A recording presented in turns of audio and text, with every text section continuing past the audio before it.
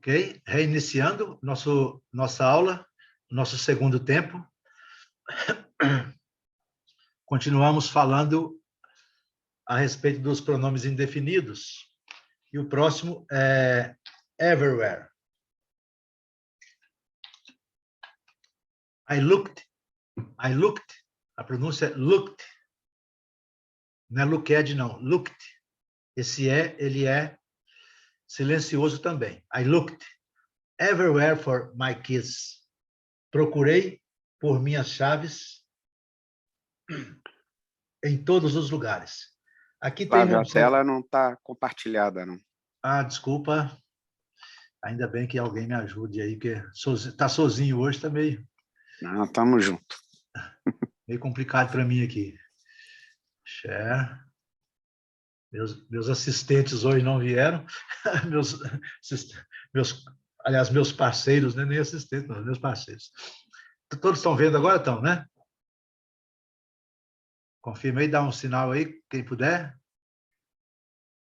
Quem puder dar um sinal aí, por favor. Agora sim, sim. Agora sim. Estamos vendo bem, vendo bem. Obrigado. Então, gente, agora. Aqui nós temos uma observação a fazer, porque o verbo looked é olhar, mas ele tem entre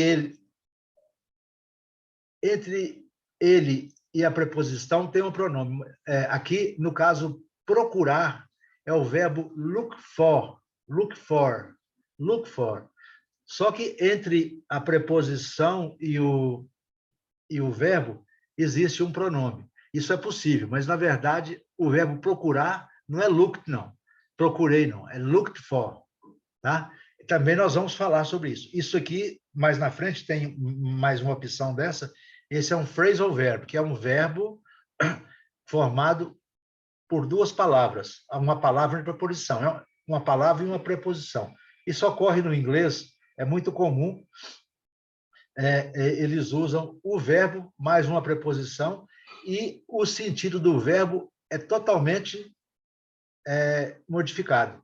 Look é olhar, e quando vem colado com a preposição colado ou junto com a preposição for, ele passa a significar procurar. Mas também nós vamos estudar os principais phrasal verbs mais à frente. Aqui é só para vocês entenderem, está marcado aqui, está no passado, procurei por minhas chaves. Ele fala, mas look não é olhar? Falo, realmente, mas quando look vem junto com for, looked, nesse caso com for, procurei por minhas chaves em todos os lugares. Mais um pronome indefinido, está acabando já. Kate is aqui. Kate is looking for somewhere to live. Kate está procurando um lugar para morar. Looking for. Look é olhar, looking for é procurar. Isso é uma das questões mais complexas do estudo do inglês, que são os phrasal verbs, e eles usam demais. Então, além de nós termos que decorar 50, 100 verbos regulares, 50, 100 verbos irregulares, nós vamos ter que aprender pelo menos mais uns 30 ou 40 phrasal verbs. Looking for, procurar. Look, olhar. Look for, procurar. Aqui também nós temos um caso de lugar. Nowhere. There is nowhere as beautiful as Paris.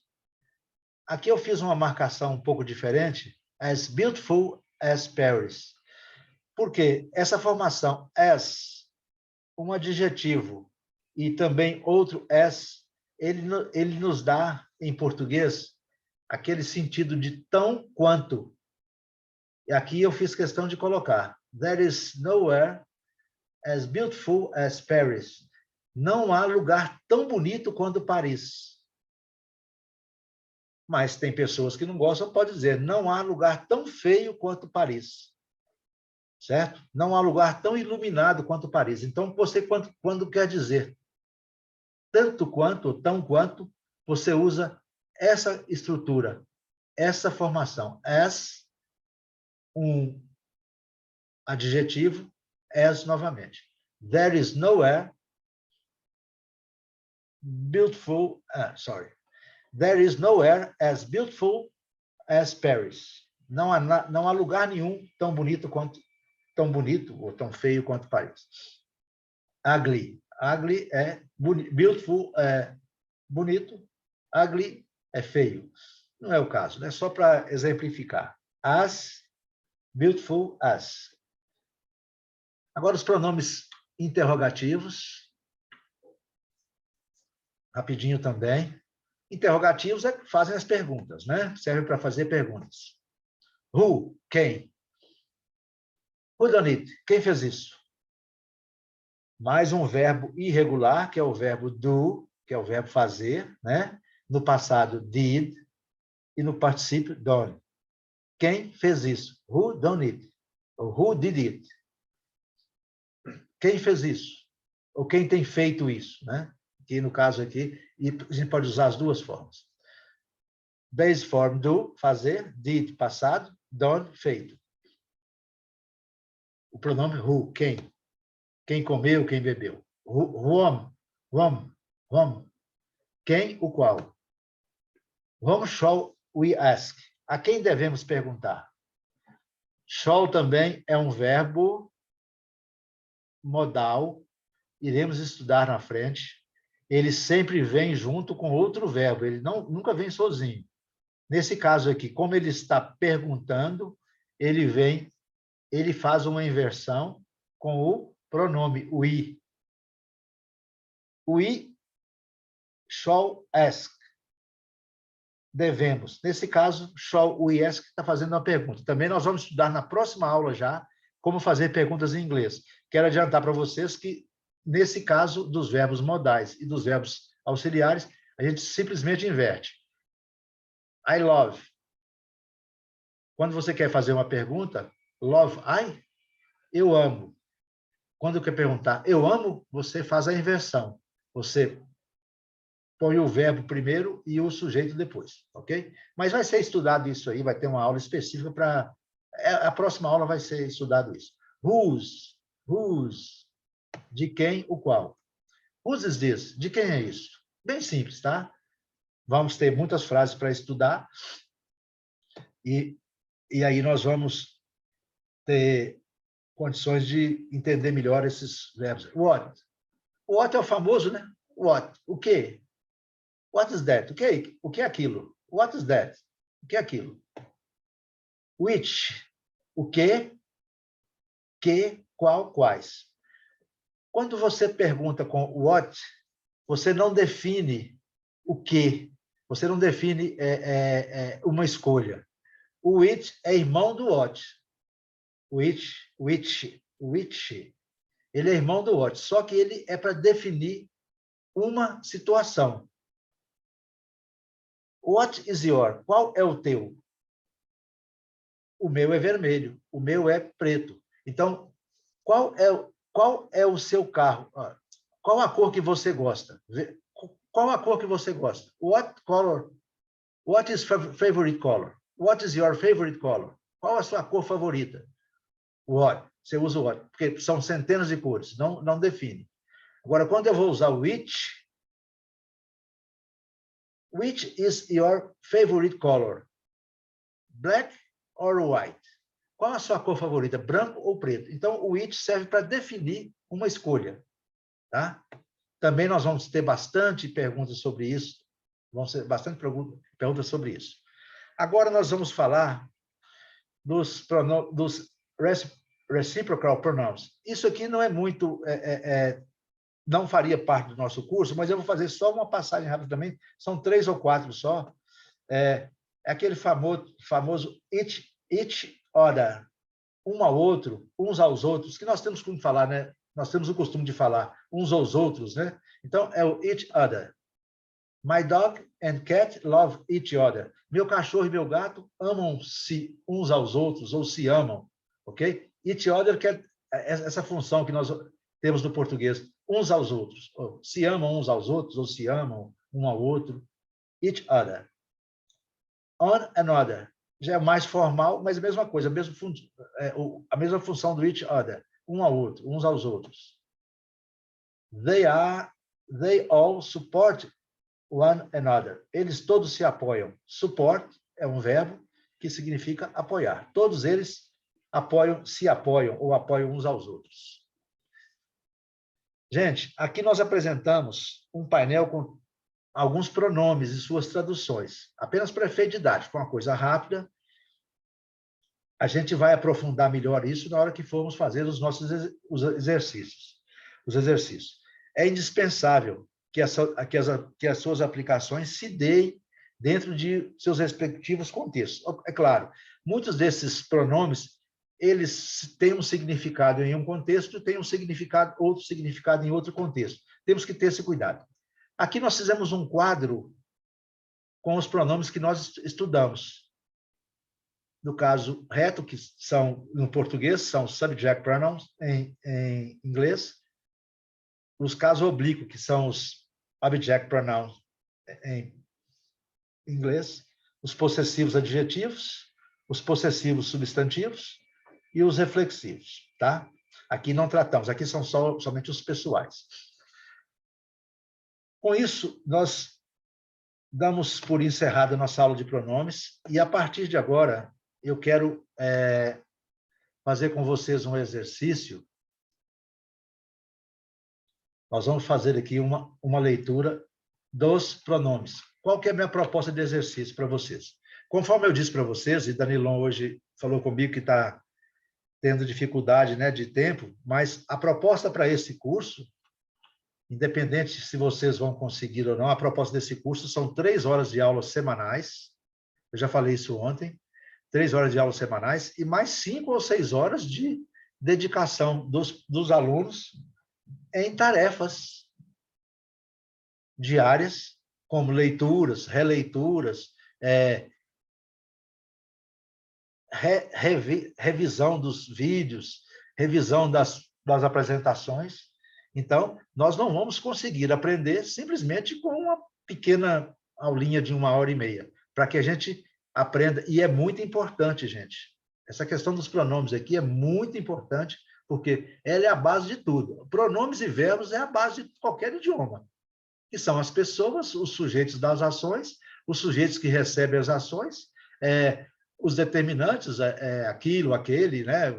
Os indefinidos, quem, alguém. Então, é impossível você aprender um idioma se não tiver um domínio razoável dos pronomes e dos verbos. Não tem como conversar. Como é que você vai falar em inglês?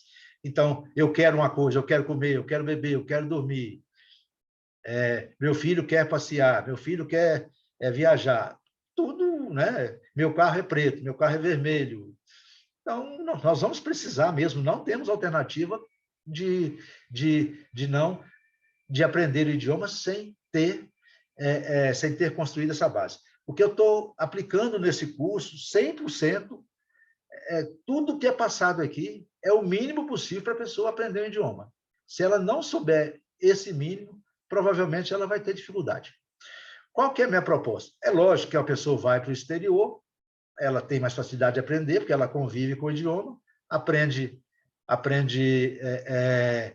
com a convivência, mas eu conheço pessoas que moram no exterior há 20, 30 anos que não falam a língua, falam com dificuldade, falam com muitos erros, como nós também, né? Nós temos muitas pessoas que falam nós vai, nós foi, nós canta, né? nós faz. Então, mas para aprender com um pouquinho de dignidade, com um pouquinho de conhecimento, certo? Nós temos que ter uma base de pronúncia razoável, conhecer os principais verbos, os principais pronomes, os principais adjetivos, os principais substantivos e como eles funcionam dentro da frase. Nós vamos estudar isso tudo aí com bastante ênfase até o final do curso. São 16 aulas, nós estamos em 25% do curso.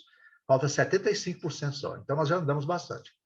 Exercícios com pronomes. Qual que é a minha proposta para vocês? Essa semana até na próxima terça-feira. Leia e releia as sentenças abaixo, e são muitas. Preferencialmente, eu não quero dizer que tenha que gravar, até porque nós estamos começando agora, mas hoje todo mundo tem condições de gravar. Preferencialmente no computador, para não ocupar espaço do celular, né? Para não ficar enchendo o celular de muita gravação. ou então gravar no computador para poder salvar no computador, aí vocês que vão definir. Tem que gravar todas? Eu acho praticamente impossível, mas o ideal é isso. Eu vou ler algumas frases aqui. Nós não temos como pegar a repetição de todos, mas eu sugiro que vocês repitam, mesmo com o microfone fechado, certo? Então, nosso exercício hoje é um exercício de prática, 100% prática. Dúvidas na pronúncia podem ser sanadas no Oxford ou no Cambridge Dictionaries, um dos dois. Os dois são bons e o endereço deles está aqui. Só clicar aqui nesse link e vocês vão chegar lá. Mais uma vez, não vou cansar de repetir. Flávio, não consegui acessar o dicionário, não sei como faz, não sei como é que pesquisa. É só mandar uma mensagem, só me ligar, só me avisar, só mandar um sinal que eu ensino, abro uma sala de aula exclusiva, compartilho tela, não tem problema, tá, gente? Isso aí eu estou disposto a fazer isso, porque eu tenho muito interesse em que o curso dê certo. E para o curso der certo, as pessoas têm que aprender. Sei das dificuldades da maioria, principalmente aquelas que trabalham, que têm... o trabalho hoje exige muito, são metas, são coisas a cumprir, mas a gente está junto. Então, qual que é a minha proposta? Eu vou ler aqui e vocês vão repetir aí em voz alta. Eu não vou ouvir porque os microfones estão desativados, não tem problema. É com vocês, o exercício é para vocês, tá? I am a translator.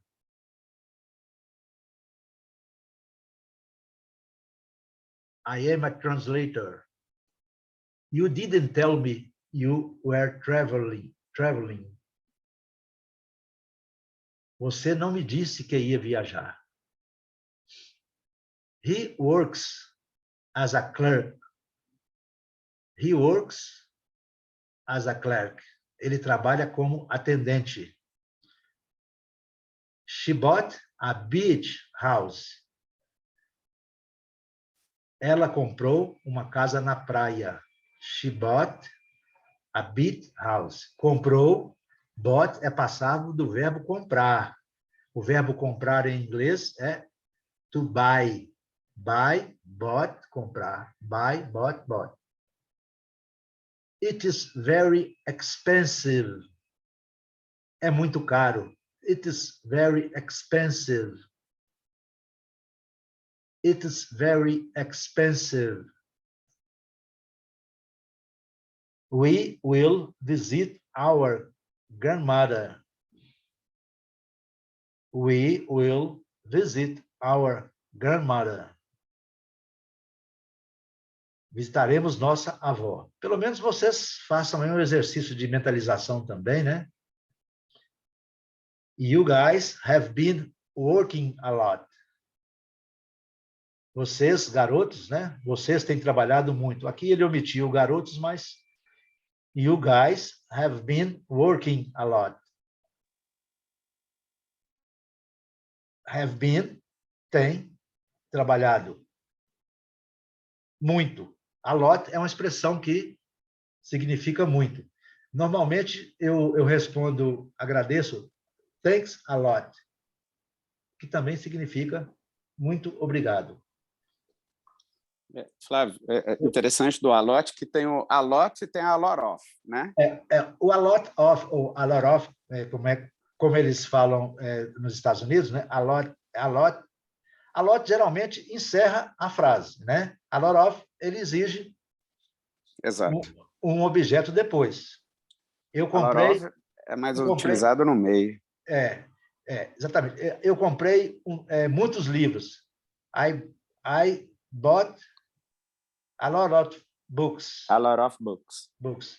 Entendeu? A lógica é essa. Também nós vamos estudar essas partículas, né, de intensidade. Eles são chamados de intensifiers, ok? É muito boa essa participação aí, é interessante, mas é só para vocês saberem.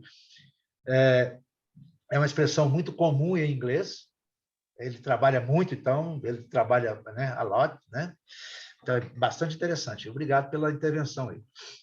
Certo. Esse aqui são os pronomes sujeito, né? Eu, você, nós, eles, elas, estão todos aqui, né? Agora, os object pronouns. They gave me the keys. Eles me deram as chaves. Podemos falar em português, eles deram-me as chaves. Em inglês não é possível. Em inglês só é possível essa construção. They give me. Se você pode usar com outro pronome. They give us. Eles deram para nós as chaves. Certo? Então, they gave me the keys. The director called you. O verbo call, to call, vocês estão vendo aí, acrescentou ed, vocês já vão sabendo. Tem ed, é verbo regular. O passado é called. Ah, Flávio, o particípio? O particípio é called também. Eu vou abrir aqui um espaço para a gente poder fazer um pequeno exercício aqui de conjugação de verbo bem rapidinho. O presente do verbo call, que pode significar chamar, certo? Chamar ou ligar, certo? Então, o presente do verbo call, nesse caso é um verbo regular. Como que eu faço o presente do verbo call? I call, you call. Quando nós estamos na terceira pessoa, acrescentamos um S. E as demais formas são iguais. Eu chamo, você chama, ele chama, ela chama, aqui alguma coisa chama, né, que é indefinido. Nós chamamos, vocês chamam, eles chamam. Apenas, no presente, apenas essa modificação. Acrescentei um pequeno S aqui no final, que eu geralmente eu marco com, nas minhas apresentações, com azul, com verde. Todo mundo está vendo aí, gente? Sim. Ok, beleza. Entenderam? A conjugação de um verbo regular e também irregular. No presente, gente. Presente. Vou marcar aqui presente para que vocês tenham presente. No passado, é muito difícil.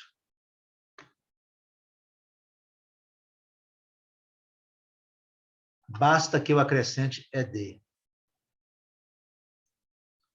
Eu chamei, ou eu liguei, você ligou, ele ligou, ela ligou, alguém ligou, o cachorro ligou, o gato ligou, nós ligamos, vocês ligaram, eles ligaram.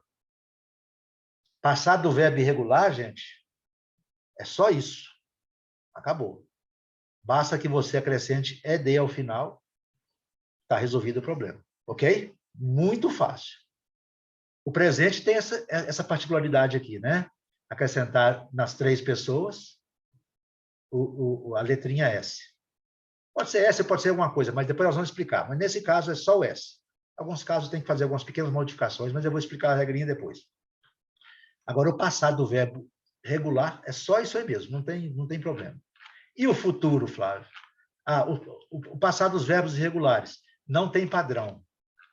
Mas, na verdade, por exemplo, se eu quiser falar eu comi, o verbo é eat no presente, né? Eu como, você come. No passado, é ate. Eu comi, você comeu, ele comeu, ela comeu, alguém comeu, o cachorro comeu, nós comemos, vocês comeram, eles comeram. É muito fácil. Agora, você tem que saber que o verbo irregular, it, ele se forma assim, ó. Eat, ate, eaten. Ok?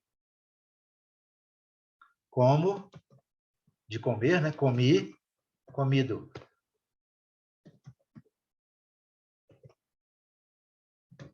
Ok?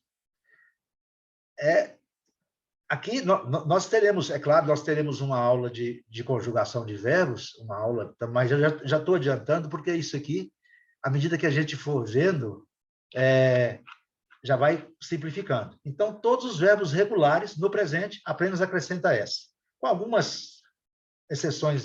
No passado, acrescenta ED. E no futuro? Aqui, irregular, né? Aqui, e o futuro?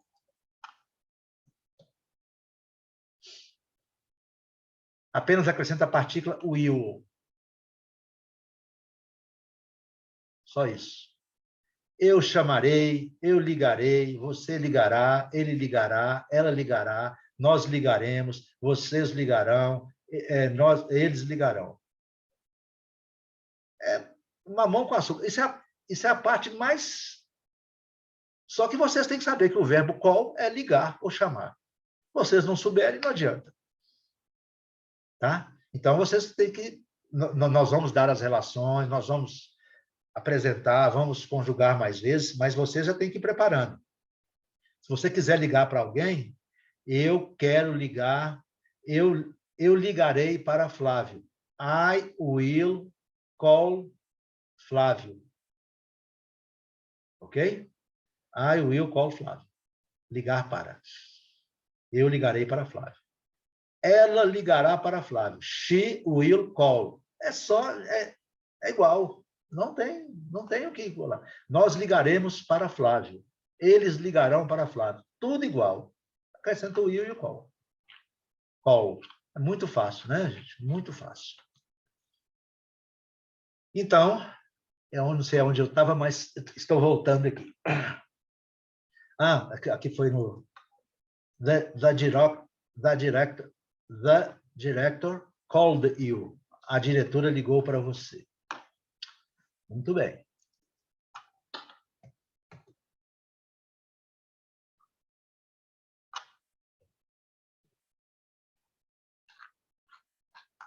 Desculpa, eu dei uma rateada aqui na...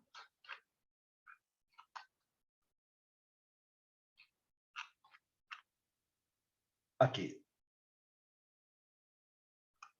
A terceira, he married her when he was 23. Ele casou, married. O verbo é marry. Acrescentou ed, vai para o passado, é claro. He married her when he was 23. Ele casou com ela, he married her, when he was 23. Em português, nós dissemos,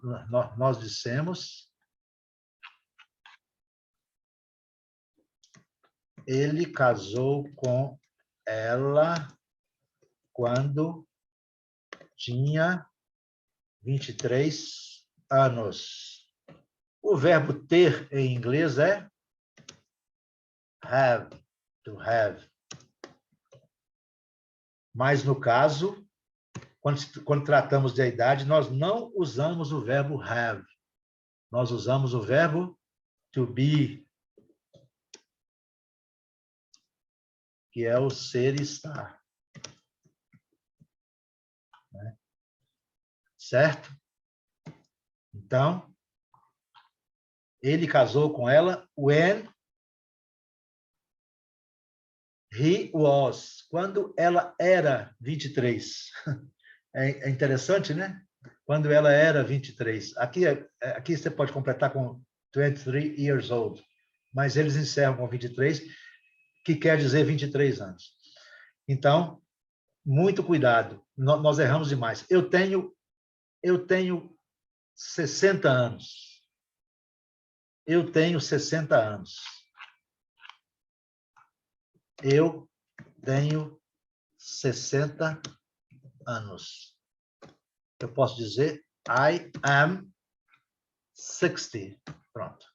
60 years old.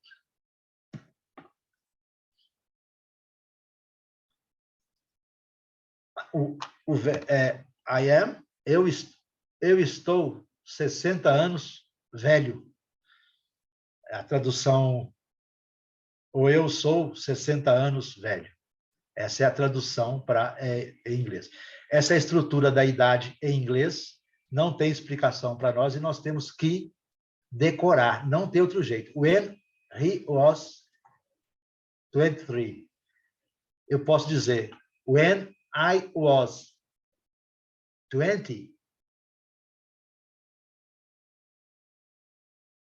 Quando eu tinha 20 anos. When I was 20 years old. Quando eu tinha 20 anos de idade. Então, essa também vai ser estudado mais à frente, mas já estou adiantando para que vocês entendam. Idade, nós usamos o verbo ter, que é have em inglês, eles usam o verbo ser e estar. Eu sou ou eu estou com 23 anos. Ok? Está faltando apenas 2 minutos, vamos terminar aqui. Doug's dad bought him a car. O pai de Doug comprou um carro para ele. Aqui nós vimos um caso de genitivo, Doug's dad, o pai de Doug. Nós vemos, é muito comum nós virmos no Brasil, Antônios Bar. Antônios, é o Antônio Apóstolo Bar. O que quer dizer? O bar do Antônio. Isso é um caso genitivo. Nós também, está previsto, nós estudamos isso no curso. Então,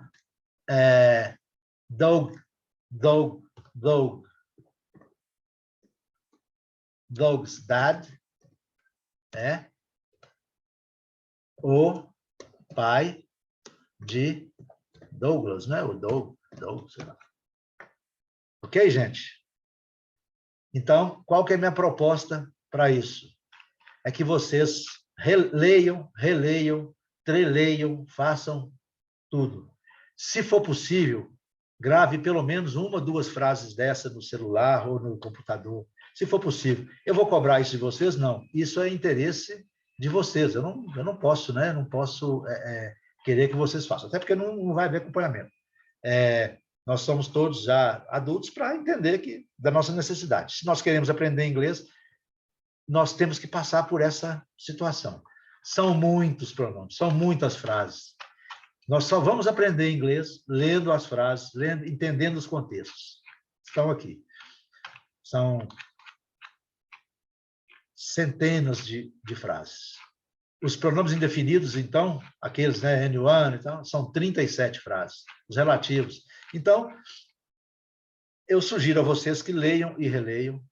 Mais uma vez, me consultem caso queiram, ok?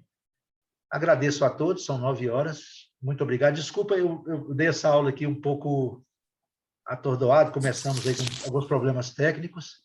Eu já vou preparar aqui para parar de compartilhar. E também já paro de gravar. Só um minuto.